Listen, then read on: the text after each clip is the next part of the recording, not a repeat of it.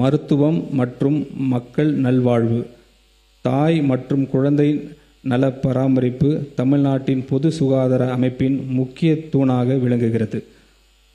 அண்மையில் எடுத்த national sample registration system சர்வேயின்படி தமிழ்நாட்டின் குழந்தை இறப்பு விகிதம் 1000 பிறப்புகளுக்கு 11 உள்ளது. இது தேசிய அளவில் மிக குறைந்த விதங்களில் ஒன்றாகும். அரசு தொடர்ந்து பொது சுகாதாரத்துறையில் செயல்படுகிற திட்டங்களால் மட்டுமே இது சாத்தியமானது. இதற்கு சான்றாக மாநிலத்தின் 99.9% பிரசவங்கள் மருத்துவமனைகளில் நடைபெறுகின்றன. இவற்றில் 53% மேற்பட்ட பிரசவங்கள் அரசு மருத்துவமனைகளில் நடைபெறுகின்றன. அரசு மருத்துவமனைகளில் நடைபெறும் பிரசவங்களின் எண்ணிக்கையை அதிகரித்து இதன் மூலம் மருத்துவ தேவைகளுக்கான பொதுமக்கள் சொந்தமாக செலவிடும் தொகையை குறைக்கும் நோக்கில் அரசு தாய்மாமன் தங்க மோதிரம் திட்டத்தை செயல்படுத்த உள்ளது.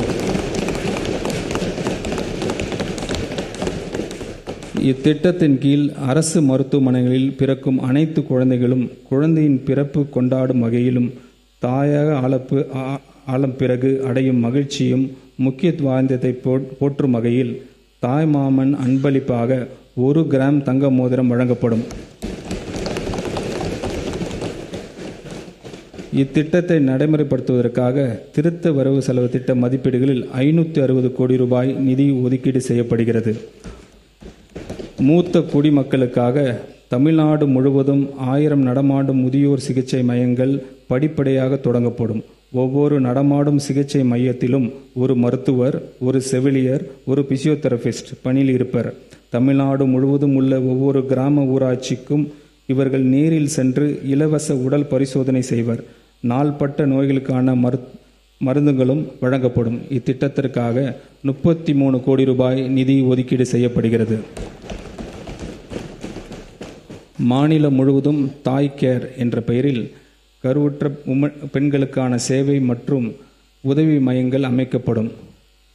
இந்த மையங்களில் பிரெக்னன்ட் உமன் அவருடைய மகப்பேறு நாள் நெருங்கும் வேளையில் தங்கியிருந்து பலன் பெறலாம். இந்த மையங்களில் பிரெக்னன்ட் உமன்ஸ் கட்டணமில்லாமல் உணவு மற்றும் மருத்துவ உதவிகள், தொடர் மருத்துவ கண்காணிப்பு உள்ளிட்ட சேவைகள் வழங்கப்படும்.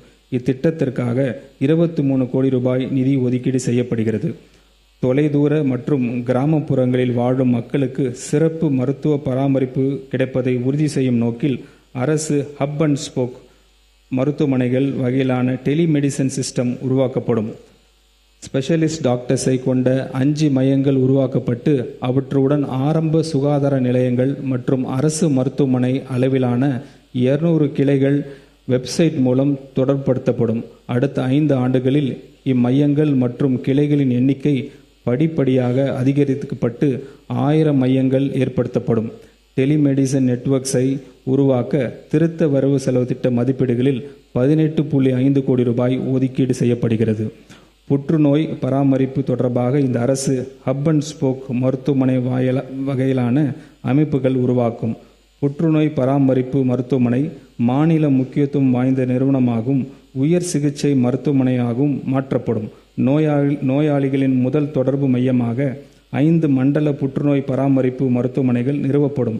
இந்நிறுவனங்களில் புற்றுநோய் பராமரிப்பு தொடர்பான ஆராய்ச்சி மற்றும் மேம்பாட்டு பணிகளையும் மேற்கொள்ளவும் இதற்கான டிபிஆர் தயாரிப்பதற்காக திருத்த வரவு செலவு திட்ட மதிப்பீடுகள் 10 கோடி ரூபாய் ஒதுக்கீடு செய்யப்படுகிறது. தொற்று நோய்கள் மற்றும் புற்றுநோய்களின் தொடர் சிகிச்சைக்காக அவசியமான மருந்துகள் தடை இல்லாமல் கிடைப்பதை உறுதி செய்வது மிகவும் அவசியமாகும். பரிசோதனைகள் மற்றும் ஆரம்பகால நோய் கண்டறிதல் அதிகரித்து உள்ளதால் உயர் இரத்த அழுத்தம், டயபெட்டிக்ஸ் மற்றும் புற்றுநோய்க்கு தொடர் சிகிச்சை பெறும் நோயாளிகளின் எண்ணிக்கையும் தொடர்ந்து அதிகரித்து வருகிறது. அதிகரித்து வரும் நோயாளிகளின் எண்ணிக்கை மற்றும் கூடுதல் மருந்து தேவை பூர்த்தி செய்யும் தடையற்ற மருந்து விநியோகத்தை உறுதி செய்யும் வகையில் மெடிசன்ஸ் நிதி ஒதுக்கீடு இந்த அரசு திருத்த வரவு செலவு திட்ட மதிப்பீடுகளில் 100 கோடி ரூபாய் உயர்த்துகிறது. இந்த திருத்த வரவு செலவு திட்ட மதிப்பீடுகளில் மருத்துவம் மற்றும் மக்கள் நல்வாழ்வுத்துறைக்கு 23,357 கோடி ரூபாய் ஒதுக்கீடு செய்யப்படுகிறது.